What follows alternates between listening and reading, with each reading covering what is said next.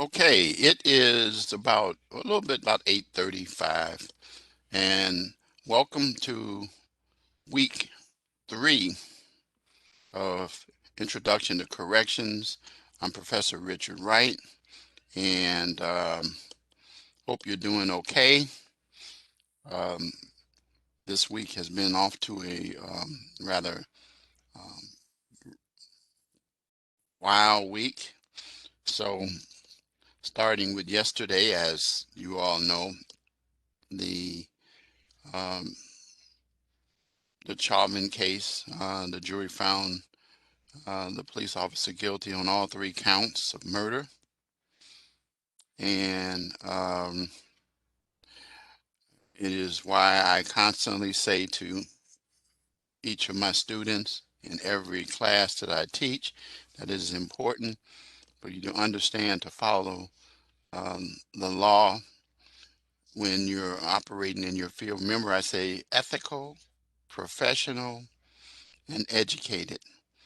And uh, even when you find yourself in that situation, you could either lose your jobs or your liberty, as in this case. And so I don't want to see any of my students ever in one of those situations.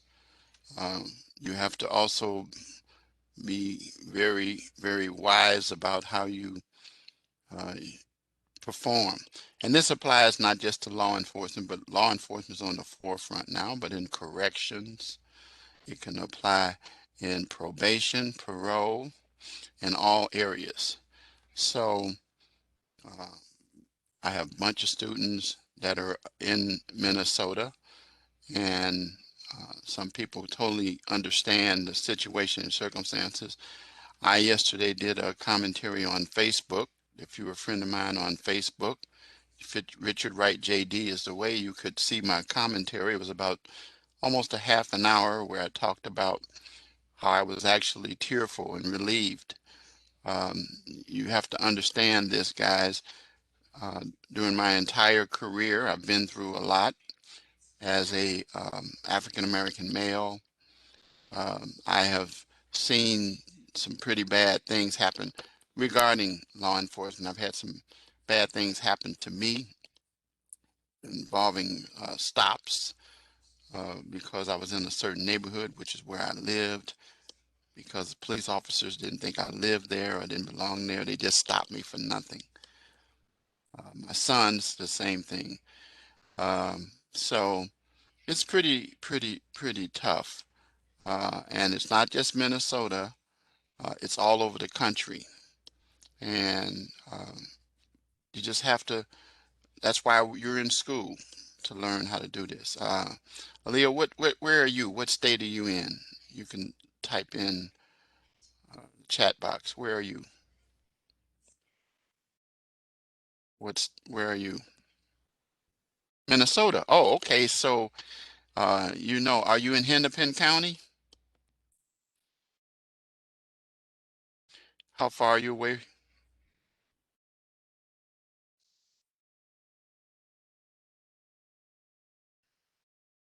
So then you're close enough, right? Yeah. Yeah. Policing in the United States needs to be fixed up. I'm encouraging, well, my senators are already on board with the Floyd Policing Reform Act. And there's a lot of people who say that you're trying to cripple the police. No, no, we're not trying to cripple the police. I don't want to see the police crippled. Um, I want to see the police perform professionally, ethically. So yeah, okay, so yeah, I have a cousin who lives in Minneapolis who for years worked for Hennepin Protective Services. He's retired now, but he lives around the corner. Literally can walk up to that corner where all that stuff happened. But it's tough, and you know, so I'm a person who's all in favor of peaceful protests.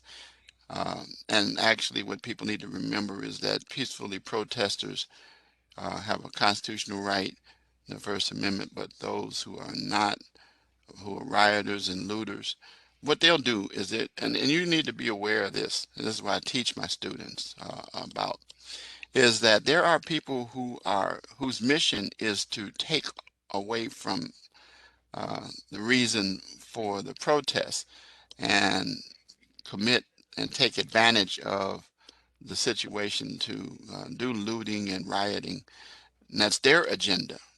And then unfortunately, uh, people have to recognize and understand that, and the media has to be careful about recognizing that part, that oftentimes these are not the same people. People get upset, but not not always in those situations. But anyway, um, hopefully things will get better and more professional, and that's why I teach at this school. You probably saw the statement that was released by the school. Did you read? Did you see the email that they sent out concerning the decision? Did you see it? You need to check your student emails. It's there where they explain the position of the school. That's what I like about Rasmussen University, is that they're always on top of things in terms of dealing with social justice in this country. And so anyway, um, let's get on with what we got today. So I'm going to share my screen. Okay. So here is the home page. What I want to do is I'm going to open up the student preview so I can let you see, so I can see what you see. This is what yours looks like when you open it up. Okay, this is what you see. And you see the end of the emails that I've sent out to everybody. Um, and you get a chance to check those out. It does not show on this view all of the emails that everybody sent. It also shows, this is how it looks for your grade book total. So we're in week number 3. We're going to talk about this, all of these 4 things before we adjourn today. And so it tells you how to, if you're going to do the assignment, then this is how you see it. You see the assessment due date, which is the 25th, which is Sunday. Your grading rubric, unlimited attempts, and 60 points. And then click on here. It tells you how to view the assessment. And this tells you how to put your add your assignment and the topics. So I'm not going to cover that right now. But if you were to look at the rubric,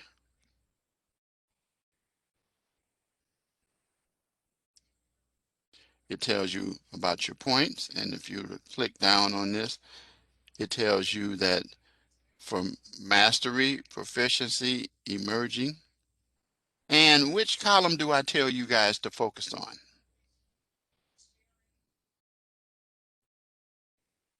Mastery, exactly. Don't even pay attention to the other one. You want to get 19.8 points. So in this case, you want to give an exemplary. Um, I explain to students exemplary means what it says. It means, give elaborate details with with credible sources. Credible sources, you can, if you don't have credible sources are simply citations in the body dealing with the issue for that section. Notice what happens if you lose 3 points. If you give accurate but not exemplary, you lose 5 points. If you give basic information, which is where a lot of you end up, and then if you don't give any credible resources, they're missing, incomplete or confusing description, sentence, missing details on the specific element for each credible source, then you're going to end up with 10 points or less for that section. You don't want that to happen. So you want to have credible sources in your paper. All right. We're going to talk about what a fact sheet is in a few minutes, more detail. Let me move my picture. And then the pros and cons. Same thing. Credible sources, 34.8. If you give an accurate list of pros and cons. Now listen to me good and hear me well. Try not to just write it in the form of a straight up and down list. Do it in paragraph form. If you don't have any credible sources, you're going to end up emerging. And then finally, if you have spelling and grammar issues, then you're going to end up down here. Most of the time, most of you end up here. So those are the things that you want to keep your eye out on for. All right. Very, very, very important. And then you complete your assignment, and then of course then you submit it. I don't have anything to submit here. All right. So that's how your grade book operates. You have your quiz. Oops, I'm down. You have your discussion posts, which, as you know, your initial post regarding state prison programming was due yesterday, and then your reply post is due by Saturday. And then you have your quiz, which you have 3 attempts that must be before the 25th. And remember, it's closed book. You don't have materials and things like that open. And then, of course, the live classroom phrase. And that's it. That's it. So that's what the book is about. Here you have your discussions. So this week, this is what it looks like when you open it up. Maximum grade 30 points, and it tells you these are people who students in class. These are just students who are in your class. Here it tells you instructions. You've been appointed as a board member of your state's new commission tasked with assessing the status of your state's prison programming. So what you're going to do is in your initial post, conduct research on your state's prison programming and post a short description of the types of prison programs that are available, include goals or purposes, your thoughts as to which of these programs are effective and why, indicate whether or not they're effective to reduce recidivism and so forth, and then your recommendations for any additional programming.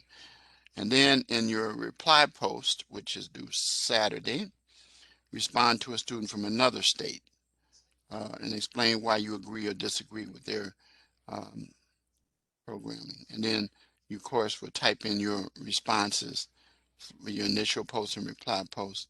And then, of course, you know, type it in, put that information in there, and then hit your response.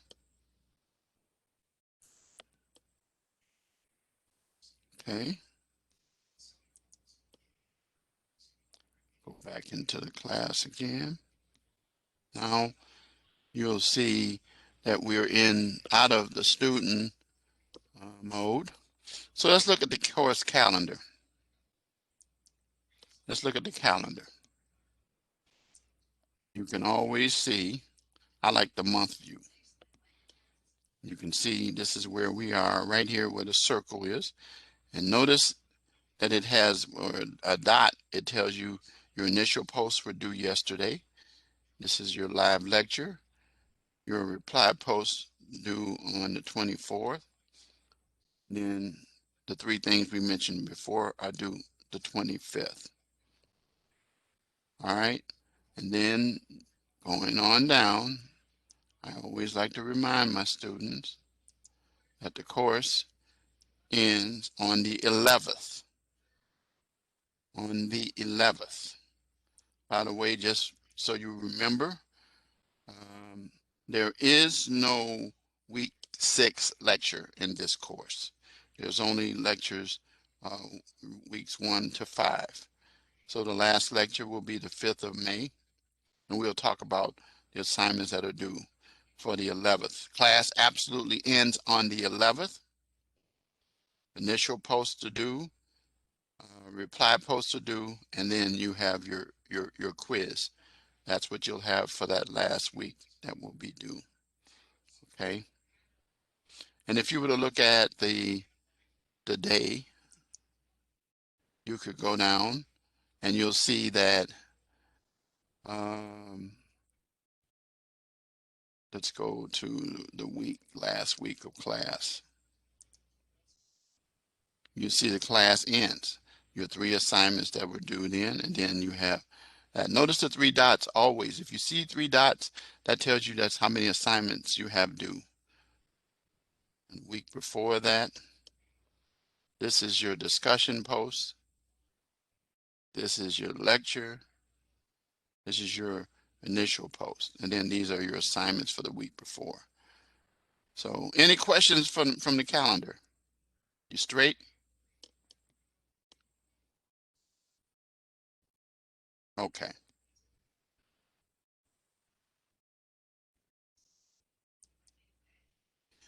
Let's take a quick look. Go back into the classroom again.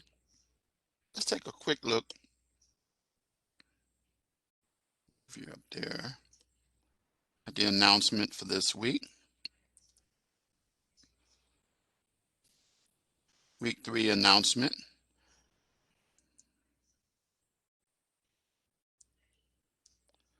So the roles of prisons, punishment, and programming, the topic of this week, chapters 4 and 14 of the textbook. I sent you the PowerPoints for each of those. Did you get those PowerPoints for chapters 4 and 14? Okay. And you use those for study tools, as I have demonstrated many times with my students. So we deal with the activities, institution programming, changing philosophies, core rehabilitative, determinate, indeterminate sentencing, and then vocabulary review, which you want to make sure that you study to get you ready for your quizzes. Try to refrain from taking the quizzes even though you have 3 times until you've gone through the material. Don't try to guess. And then it tells you about your live lecture that's taking place today.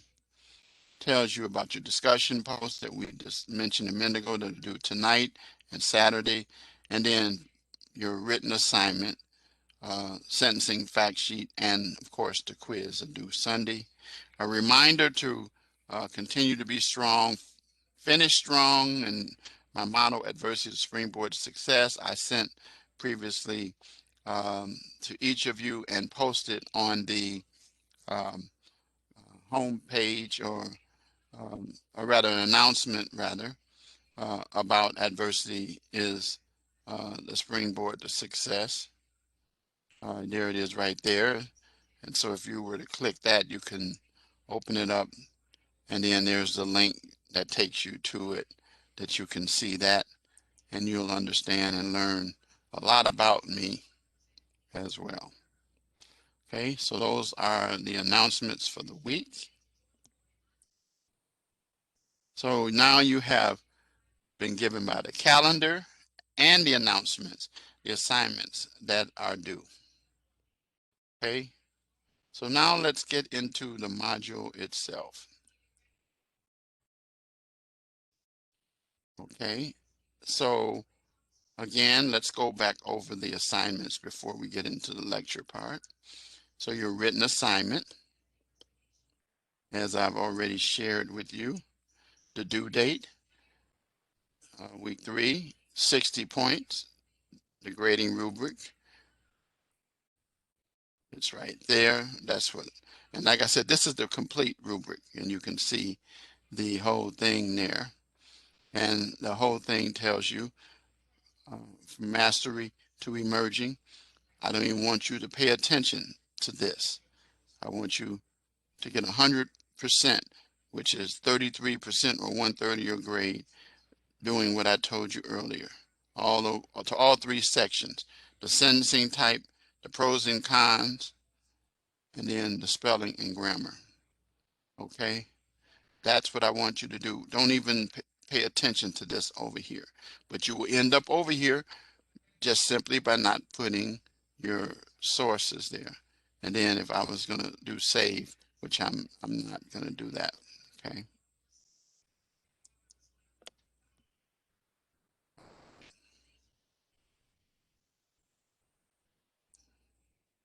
So then we close that. All right. So now let's go back to the discussion. Once again, why do you go over this many times, Professor Wright? Trust me, there are good reasons why. There are students who sometimes don't get it the first time when I go in the calendar. They don't get it the second time when I'm in the announcements. They don't get it when I go over it earlier, showing the student view, but they get it when I go here.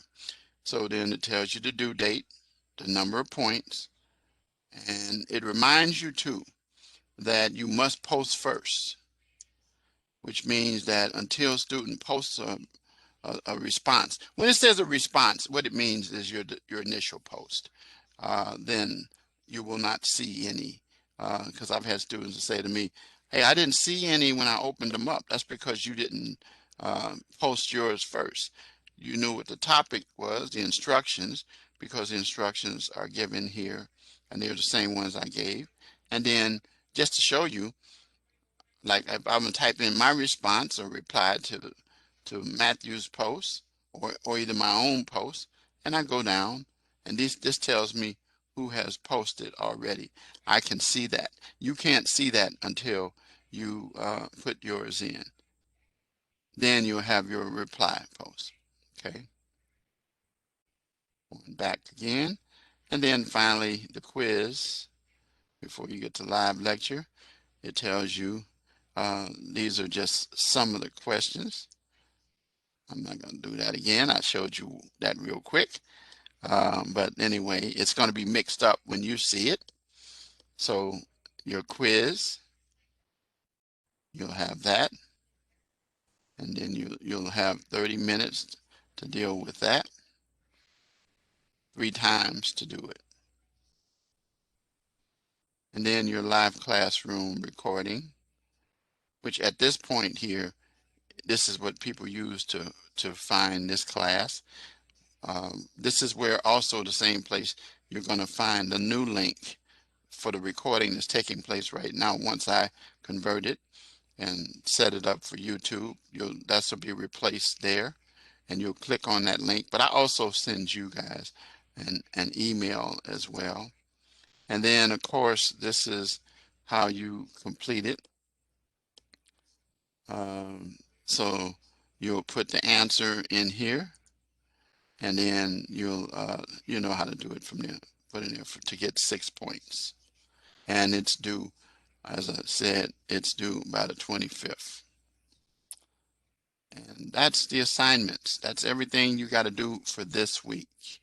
Any questions before we move into the lecture itself? Okay. Pretty straightforward stuff, especially the fact that I go over it and over it to make sure, because I don't want any gaps. Probably the most important thing for you guys to remember is to make sure that you provide some credible sources. That's where most of my students mess up, and you lose a whole lot of points. So you want to make sure you do that. And then you need to study before doing the quiz. Some people will get comfortable with the fact that you have 3 chances at it.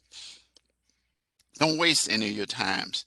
And like I said again, as you already know, the highest grade will go in. Of course, though, if you take the quiz 2 times on Sunday, or 1 time on Saturday, 1 time on Sunday, and 1 on Monday, the 1 on Monday is not going to count. Okay. All right. And that's it. So now let's get into the topics. All right. So we're going to deal with each of these before we adjourn.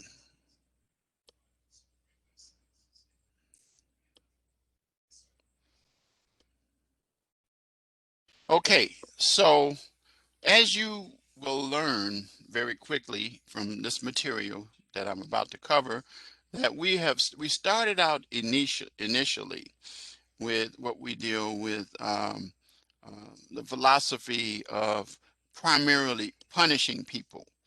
That is to lock them up, have them serve their time in what we call the penitentiary.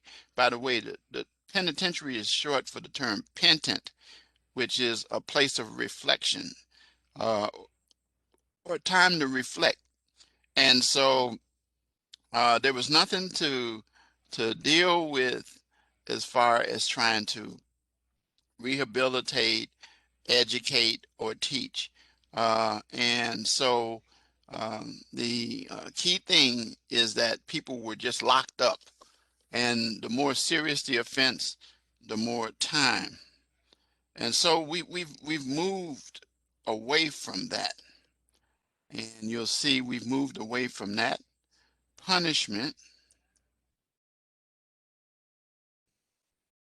to rehabilitation, where I am now, and I talk about this all the time. So, for the most part, in terms of dealing with, uh, and remember, punishment was punitive. Rehabilitation is not punitive.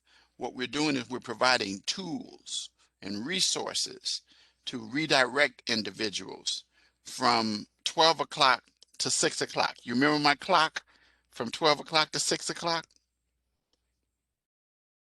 You remember my discussion? Yes.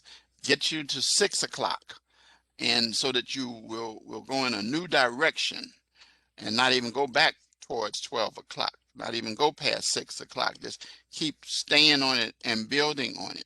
And so there are what we call EBPs, or evidence-based practices, that are involved here.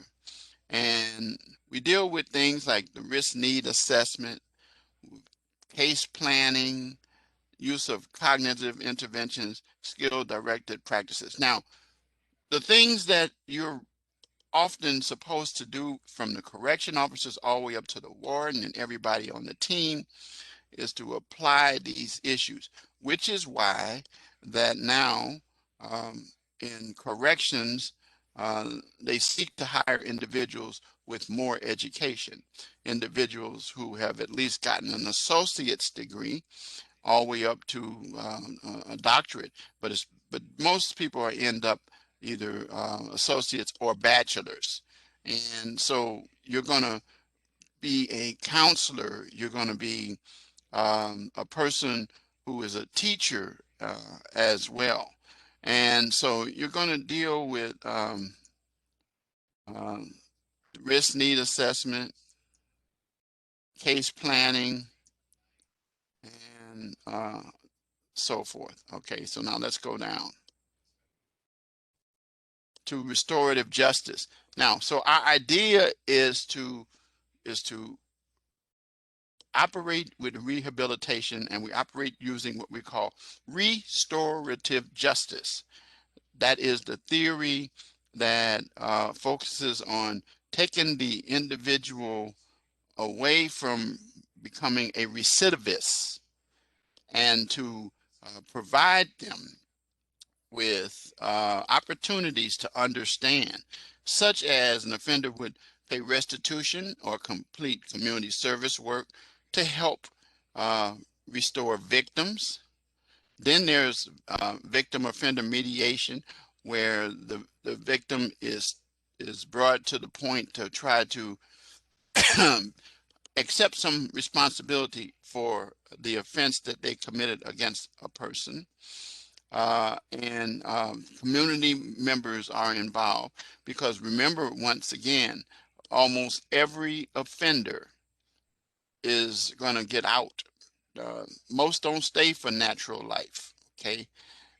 And so we're going to talk about some specifics about restorative justice, and it talks about where it involves the offender, the victim, and the community. An attempt to repair uh, and restore those individuals, put them into a new life.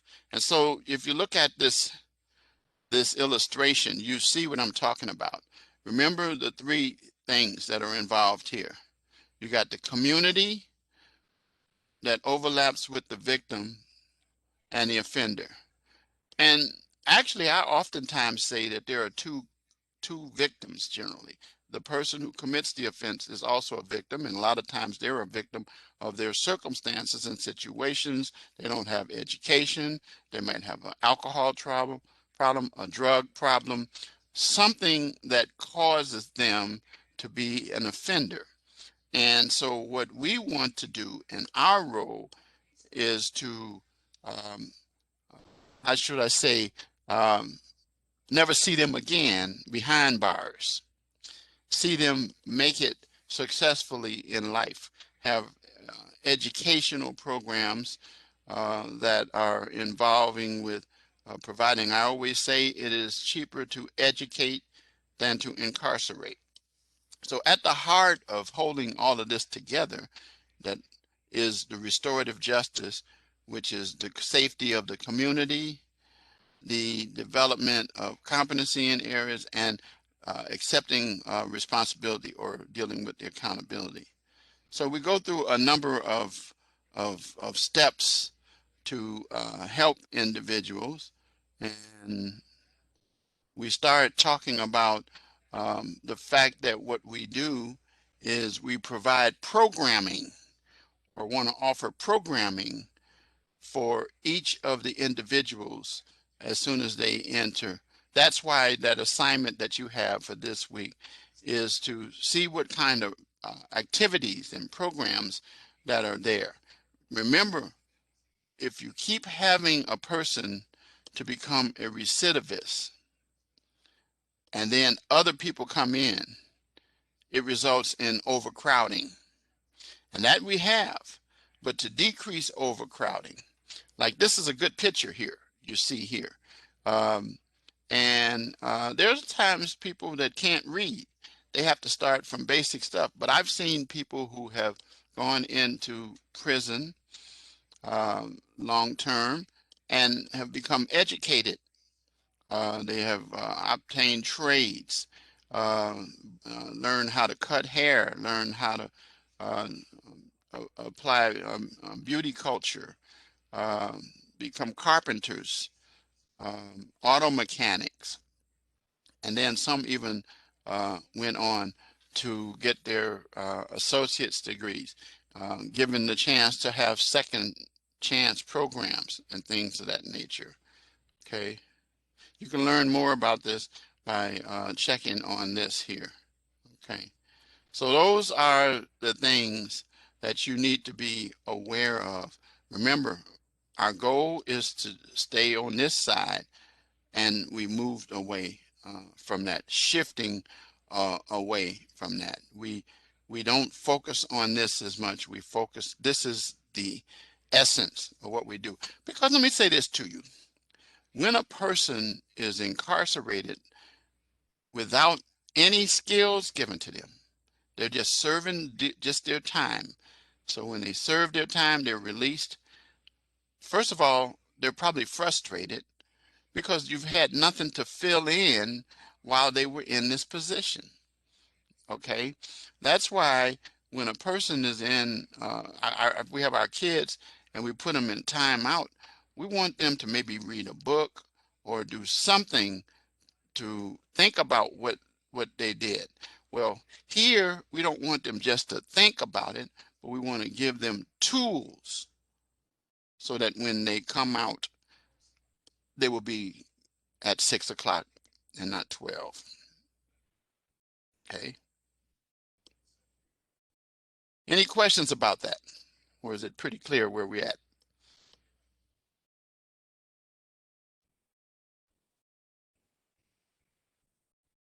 Okay. In your readings, you'll see a lot of that as well. So now let's talk about the type of sentencing activity that we have here. And we have two types. We have determinate and indeterminate sentencing. Okay, so let's talk about introduction to sentencing. So as I already talked about early, punishment was was the thing that took place for many years, and so what has happened is with punishment, we get to the period of time based on the crime that the person serves, and each state has their own system, and then there's a federal guideline, and so the key thing is to recognize that based upon the seriousness of the offense, you'll do you'll serve more time, and that's the key thing. All right. So that's what the philosophy we had on sentencing, which we've already kind of talked about. So now, what is determinate sentencing? So the sentence, it says behavior incidents, participation in treatment, risk to recidivate are not considered as part of the releasing process. So in other words, this is not considered as far as when a person is released. Now you want to perform well, but it is not. And the reason why is because you'll get to tab number 3, you'll see why. Punishment supports retribution. That is to teach you to pay back the individual, to be held accountable and recognize that what you did. Now, here's the essence of it. The legislature in each jurisdiction has established the period in which incarceration will end. Offenders are automatically released on the date, regardless of how, whether they're ready to be coming out or they have been rehabilitated. In other words, their time has run out. And so therefore, determinate sentencing is what really the legislature does, is says, we've decided that after this period, regardless. So what do you want to do? During that period, you want to do the things that we talked about earlier. You want to take care of the issues. Of course, if you release a person without any drug treatment, what are they going to do? They're going to go back to committing crime.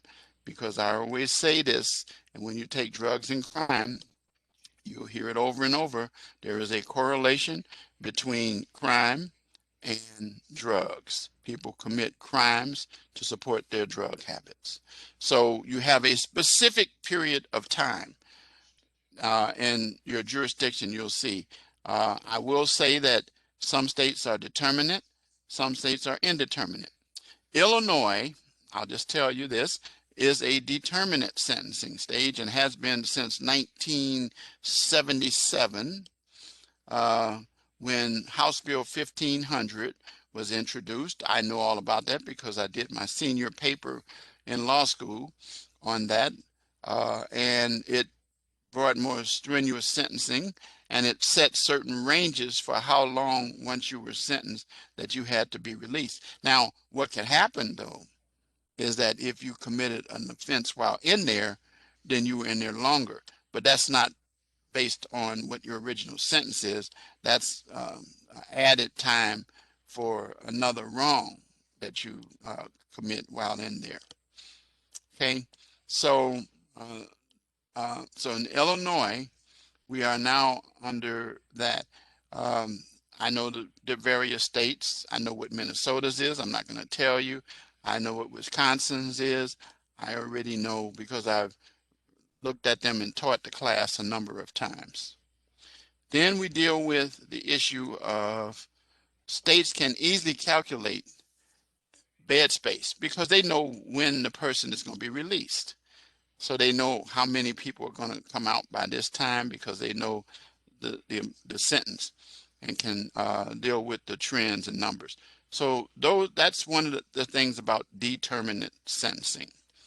The other thing about determinate sentencing is that the courts are bound by the punishment period, and that they're given a range that they can give you, and then they can't go below that, they can't go above that. And then once they give you whatever they give you, then when you get to that max, then you're going to be released, even if you're not technically ready. Indeterminate sentencing, on the other hand, is more towards you earning your way out, should I say. And there are two issues, rehabilitation and release date that is undetermined. And we'll talk about rehabilitation first.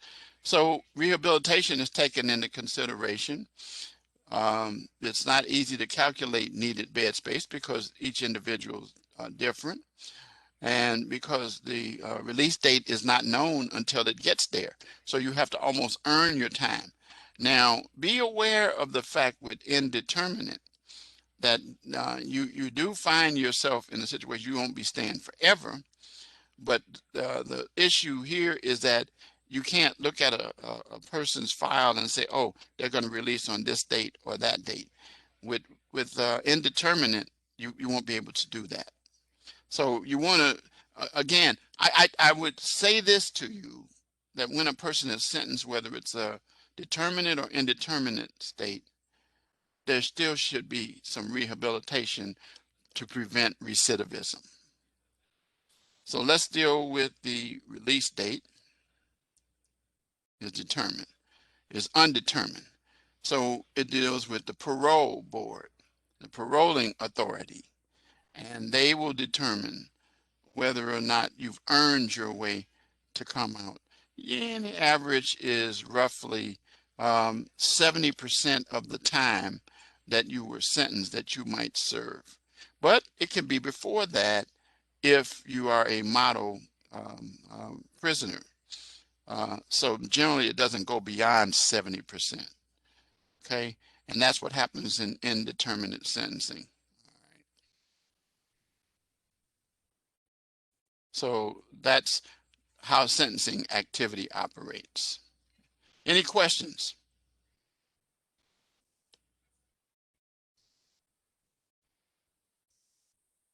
Okay,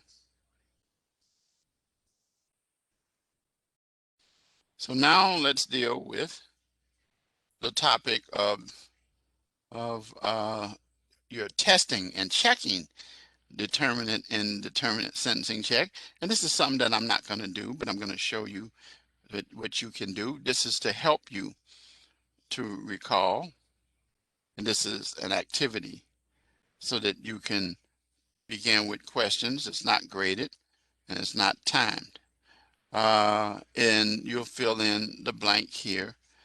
Determinate sentencing is a blank utilizing sentencing guidelines. So then you will fill in that information and then hit submit, and you'll type your answer in here. All right, this is to help you to study for that. All right, so I'm not going to go over that. So that's what that is all about. So utilize that. Very important that you use that. And then of course you have your mid-quarter survey. Okay.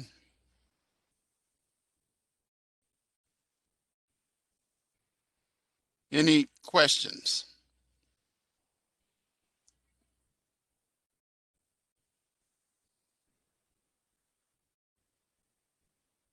Okay. Be aware of the fact that your assignments for week 2 will be graded um, and ready for you by um, Saturday morning, because I will have completed the grading for all discussion posts and also for the written assignments for uh, week 2. Okay. All right. So that's it for me.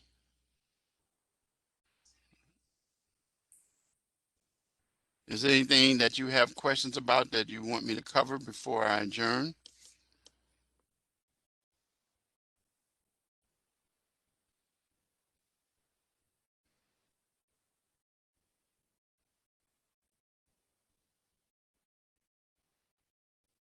Okay.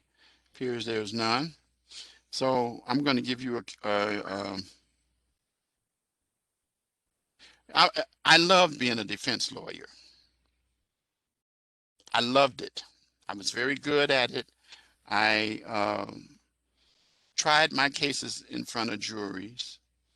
Yeah, it's really good. Law school is challenging, but it's well worth it.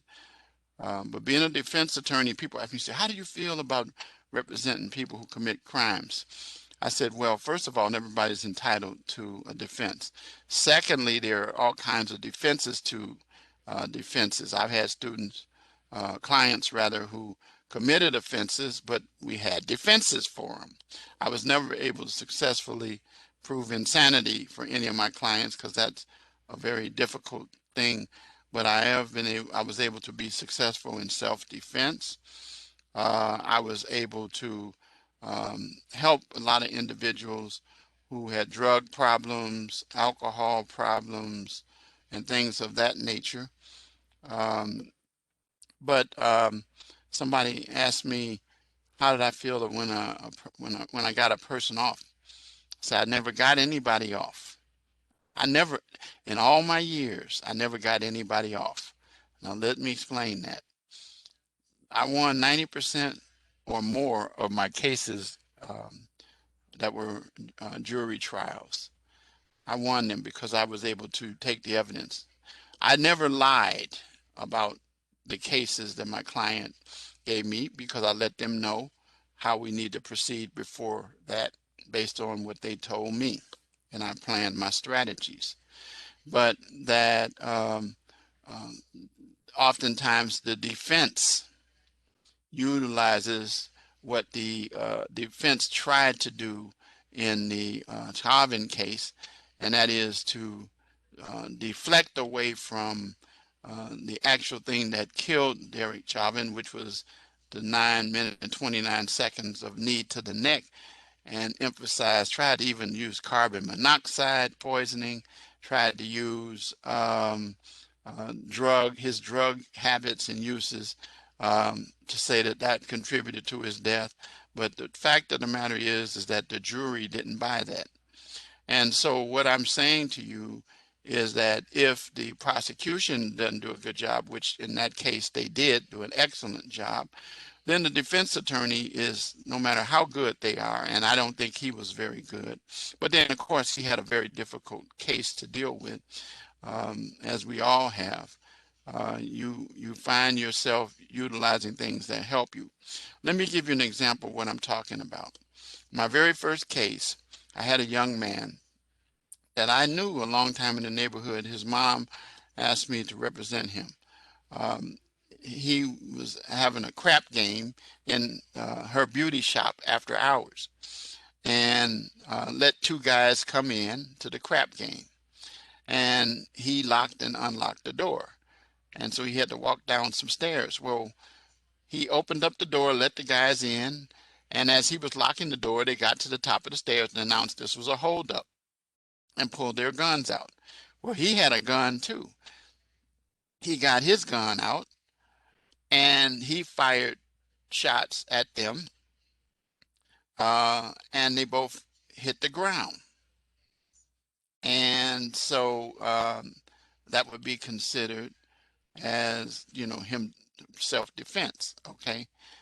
And so, but what he did was he shot them, stood over them as they were laying face down and shot them in the back several times. Well, the issue that many people thought, as I considered the case, I said, dang, we got a problem here. And I said, what am I going to do? What am I going to do? What am I going to do? I said that he shot him in the back. That's not consistent with self-defense. But I preliminarily found out something during my investigation, and that was that they died from a single shot. And I had to find out where that single shot came. Well, once I got the medical report, I said, okay, I'm ready. I know what I'm going to do. I'm going to go with self-defense. I wouldn't tell anybody how I was going to do it. I just told my client I'm going to do self-defense. Well, the fact of the matter is that what really won the case for me is when the medical examiner was on the stand, and the medical examiner said on my direct examination, when I asked him what was the cause of death, and he said a single shot that tore the aorta to the heart of each of those. So the guy was a good shot. And so I said, now, consistent with the angle of the shot based on his examination of the two individuals that were shot and killed,